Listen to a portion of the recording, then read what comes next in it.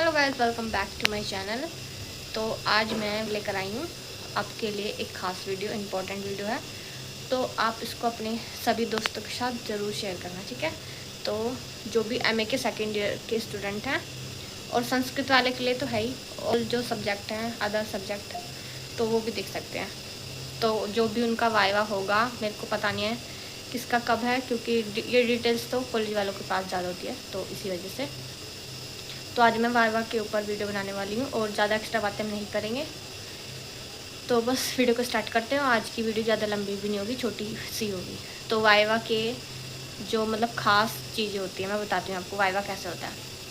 सबसे पहले तो वाइवा जब होता है तो एक तो आपको एडमिट कार्ड लेके जाना होता है और अपनी फर्स्ट ईयर की या तो आपके पास मार्कशीट हो। अगर मार्कशीट आपने कॉलेज से नहीं ली है तो अपना फर्स्ट ईयर का जो रिज़ल्ट ऑनलाइन निकलता है उसको ले जा, मतलब उसको भी निकलवा कर ले जाना। ये दो चीज़ें इंपॉर्टेंट होती हैं वाइवा वाले दिन ले जाने के लिए, चाहे वो किसी भी सब्जेक्ट का स्टूडेंट हो, ये इम्पोर्टेंट है। कभी कभी ऐसा होता है कि वो, कभी कभी नहीं, जो स्टार्टिंग के स्टूडेंट होते हैं तो उनका मतलब जैसे एक कॉलेज हुआ फर्स्ट नंबर का, तो सबसे पहले उनके स्टूडेंट बुलाएंगे। उनके पास एक लिस्ट होती है तो वो उसी लिस्ट से कॉलेज वाइज स्टूडेंट बुलाते रहते हैं। फिर उसके बाद जैसे स्टार्टिंग में वो थोड़ा सा वाइवा इस टाइप से लेते हैं, थोड़ा सा ज़्यादा टाइम ले लेके, एंड तक आते आते जिस बच्चों को जो आता है वो सुना के और फिर वो चले जाओ।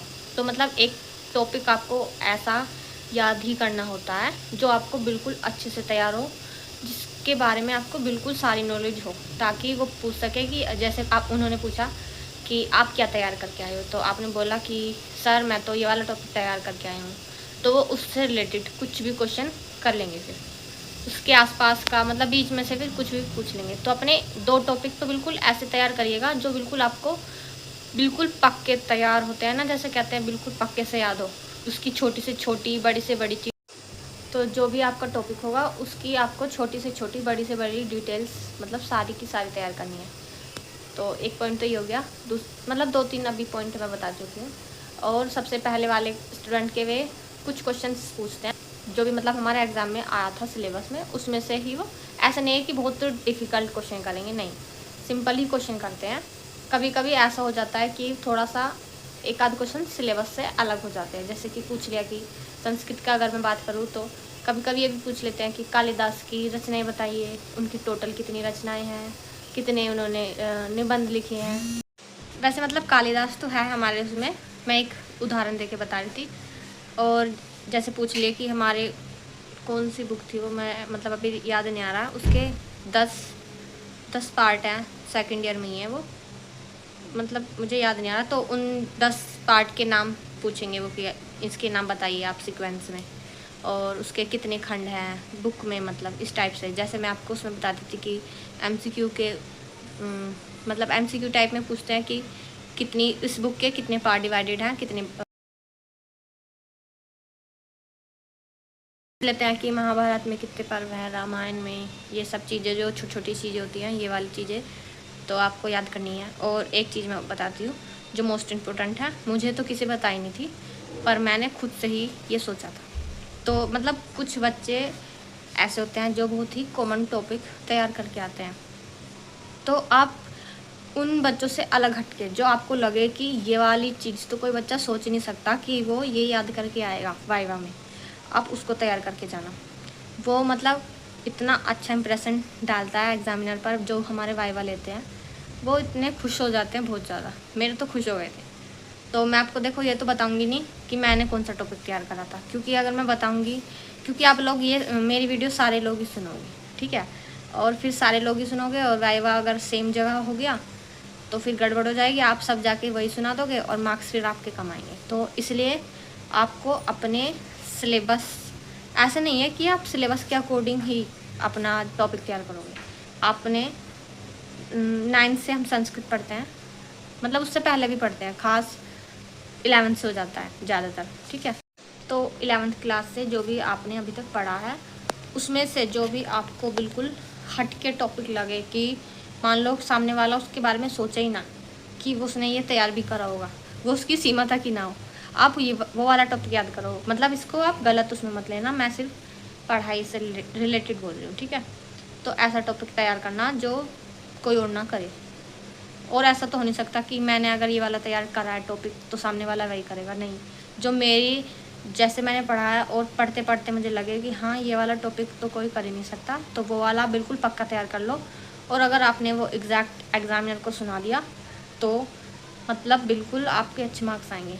और हाँ, अब जैसे मान लो कि संस्कृत वालों का सिर्फ एक ही दिन वो होगा हमारा वाइवा, तो एक कॉलेज में बुला लिया मान लो एक जिला से, ठीक है।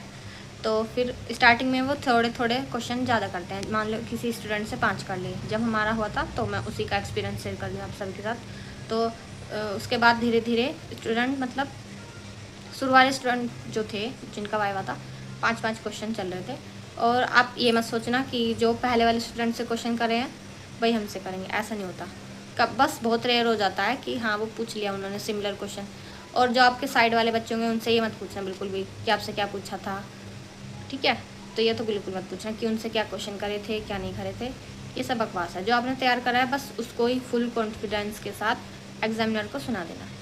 कभी कभी ऐसा होता है कि हमें आंसर नहीं आता तो आप उनसे बहुत ही अच्छे से प्यार से बोल देना कि सर या मैम मेरे को ये आंसर नहीं आता है, आप दूसरा सवाल कर लीजिए। अगर बाई चांस आपको दूसरा भी सवाल नहीं आता है, मतलब जिसका आंसर आपको नहीं आता जो क्वेश्चन उन्होंने किया है, तो आप उसको भी मना कर दीजिए। उसके बाद फिर वो आपसे ये वाले क्वेश्चन करेंगे कि चलो तो जो भी आप तैयार करके आए हो आप हमें वो सुना दीजिए।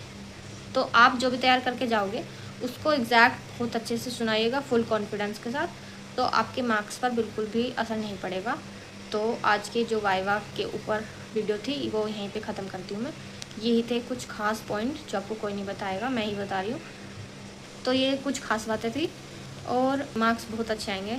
और मुझे ये और बताना कमेंट्स करके कि आपने अपने एग्ज़ाम कौन कौन से सेंटर से दिए हैं, ठीक है।